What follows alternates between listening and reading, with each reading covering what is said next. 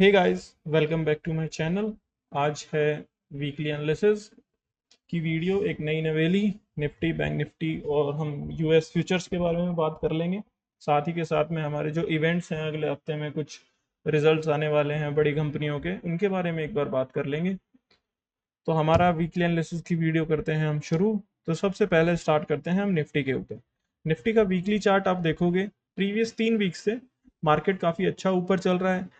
कोई भी candle previous लो को तोड़ नहीं पाई है। ये एक अच्छा सिनेरियो होता है बाइंग की तरफ, जो मुझे बताता है कि मार्केट के अंदर बायर अभी भी अपनी पोजीशंस होल्ड करके बैठे हैं, एटलीस्ट प्रीवियस कैंडल के लो के एसेस। अगर प्रीवियस कैंडल का लो अगर टूटता है तो वहां पे मेरे को थोड़ी दिक्कत आने वाली है। अदरवाइज वीकली टाइम फ्रेम पे कुछ ऐसा नेगेटिव मुझे नहीं दिख रहा। तो अगर थोड़े गौर से देखते हैं तो मेरे को पता चलेगा प्रीवियस 3 वीक की कैंडल ने प्रीवियस लो को नहीं तोड़ा है। वो आपकी बात ठीक है, आपको बाइंग दिख रही है, लेकिन कैंडल्स का साइज छोटा होता जा रहा है। तो वो कहीं ना कहीं बता रहा है कि बायर्स में जो कॉन्फिडेंस है वो थोड़ा कम होता जा रहा है। निफ्टी में बाइंग के जो कॉन्फिडेंस है उसकी कमी दिख रही है मेरे को वीकली टाइम फ्रेम पे। मतलब ये नहीं है कि मार्केट यहीं से घूम जाएगा, चांसेस हो सकते हैं यहाँ पे भी आपका एक कंसोलिडेशन चले वीकली टाइम फ्रेम पे। एक बार आप 700 के आसपास आओ, 700 750, वहां से थोड़ा कंसोलिडेशन के अंदर आप चले जाओ। अभी के लिए कैंडल ऐसे दिख रही है, जब तक प्रीवियस कैंडल के लो को नहीं तोड़ता कोई दिक्कत नहीं है। लेकिन कैंडल्स का साइज छोटा होना ये ईयरली साइन होता है कि बायर्स का कॉन्फिडेंस थोड़ा कम हो रहा है। सेकंड बात कर लेते हैं हम डेली टाइम पे। अब डेली टाइम फ्रेम पे एक रेंज में था निफ्टी, जिस रेंज का बॉटम था 24,200 और टॉप था 24,450, मतलब 250 पॉइंट्स के आसपास की रेंज थी।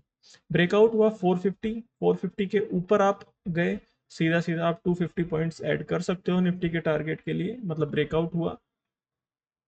और फिर आपके टारगेट थे 700 के, ठीक है।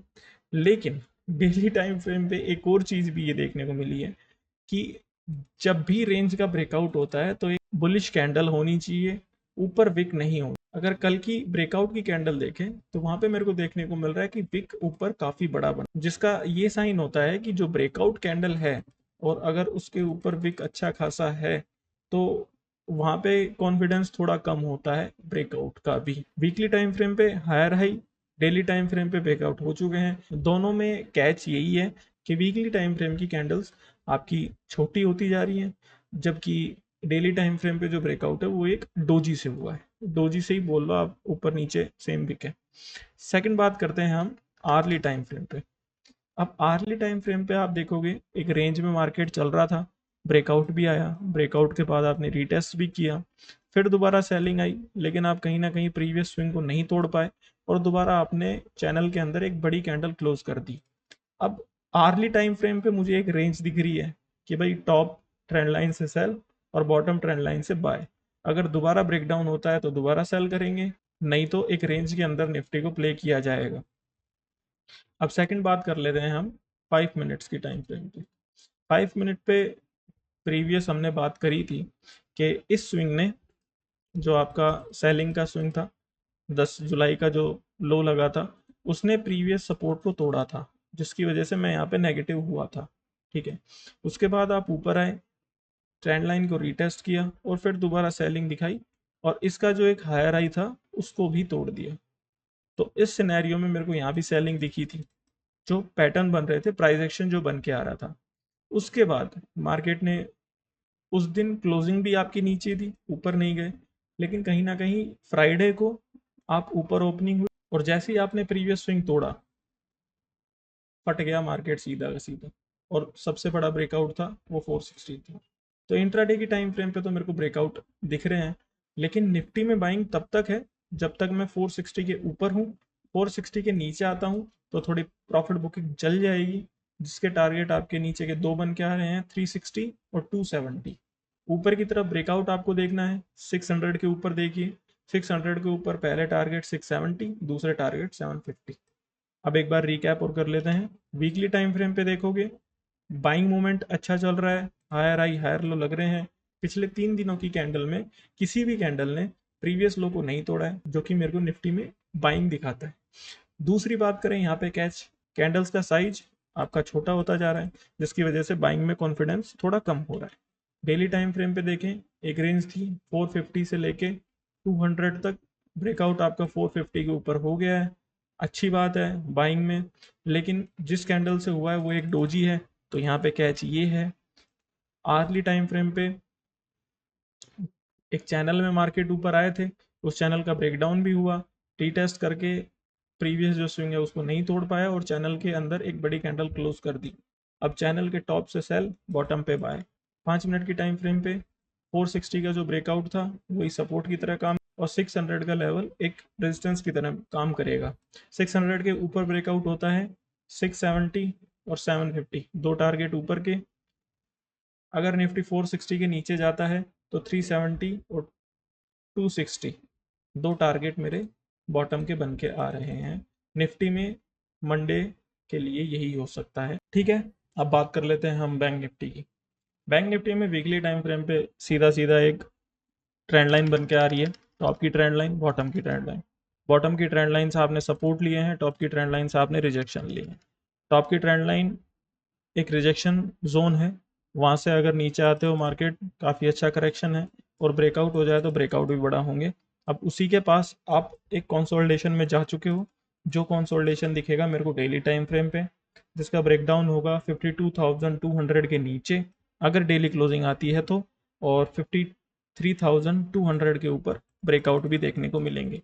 तो वीकली को आप ऐसे देख सकते हो कि एक रिजेक्शन के आसपास हो, रिजेक्शन के आसपास एक कंसोलिडेशन है। अगर बैंक निफ्टी 53,200 के ऊपर जाता है तो फटेगा उसी तरीके से, ज़्यादा चांसेस हैं आपके 52,200 के ब्रेकडाउन के, क्योंकि आप वीकली टाइम फ्रेम पे एक नेगेटिव ट्रेंड लाइन के पास हो, और अच्छी खासी नेगेटिव है जो। दूसरी बात करें हम छोटी टाइम फ्रेम पे, 15 मिनट की टाइम फ्रेम पे अगर हम देखें तो एक रेंज बनी हुई थी, वही जो डेली टाइम फ्रेम पे मेरे को दिखाई दे रही है, 52,200 और 53,200 के पास।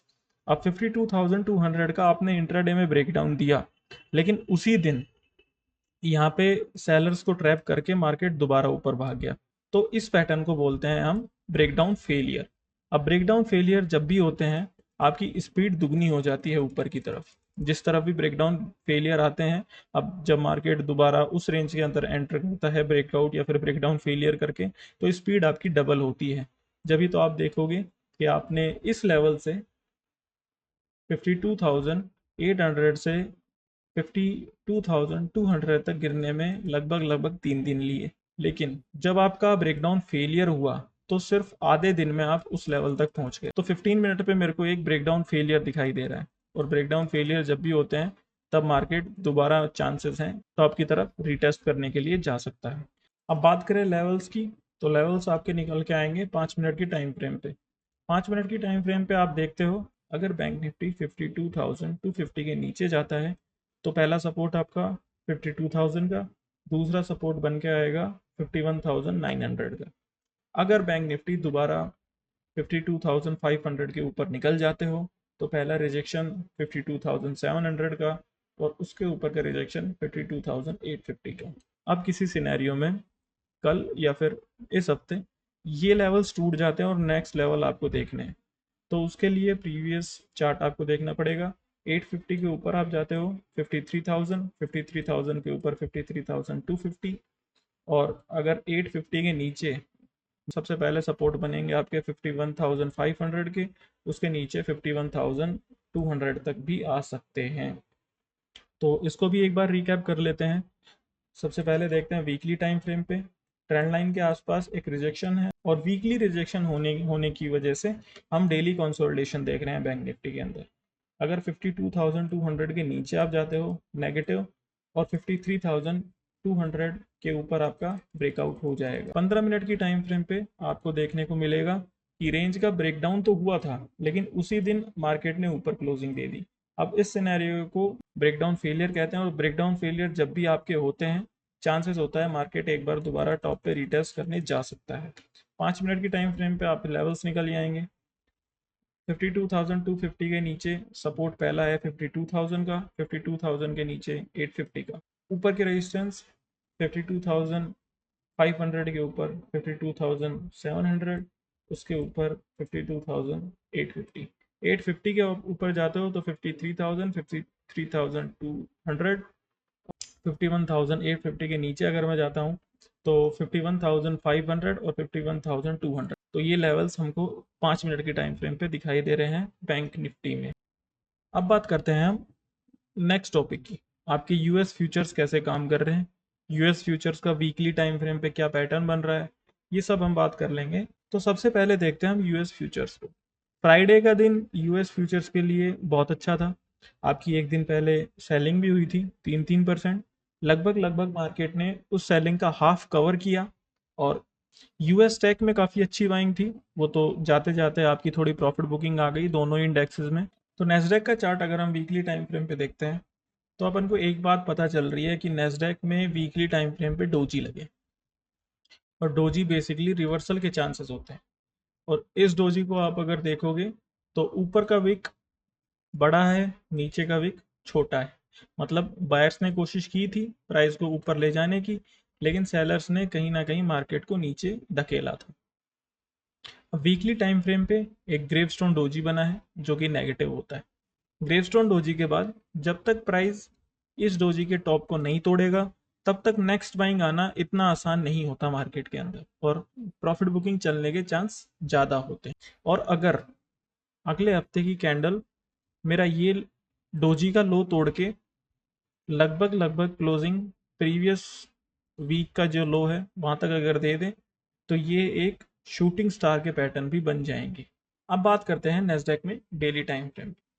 अब नेस्डेक में आपने देखा कि जब यूएस इन्फ्लेशन के डेटा आए थे उस दिन काफ़ी अच्छा मार्केट 3.5-4% नीचे आए थे, और उसके बाद फ्राइडे को थोड़ा बाउंस भी दिखाया मार्केट ने, लगभग लगभग हाफ, लेकिन जाते जाते भी सेलिंग ही। अब नेस्डेक में प्रीवियस स्विंग और प्रीवियस हाई, यहाँ पे अगर रिट्रेसमेंट टूल आप डालते हो तो आपके पास एक जोन बन के आएगा जहाँ से मार्केट बाउंस हो सकते हैं, या फिर जिस जोन के नीचे कंफर्म होगा कि मार्केट रिवर्स कर दे हैं, अदरवाइज इस लेवल के आसपास से बाउंस कर जाएंगे मार्केट।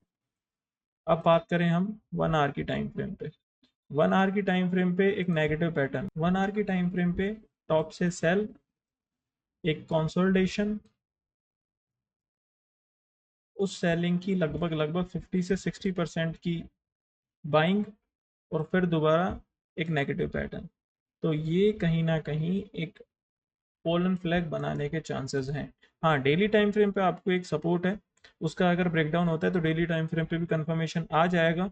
छोटी टाइम फ्रेम पे एक कंफर्मेशन है कि मैं थोड़ा नीचे नेस्डैक में जा सकता हूँ। अब नेक्स्ट बात करते हैं डाउ जोन्स की। डाउ जोन्स एक रेंज में है।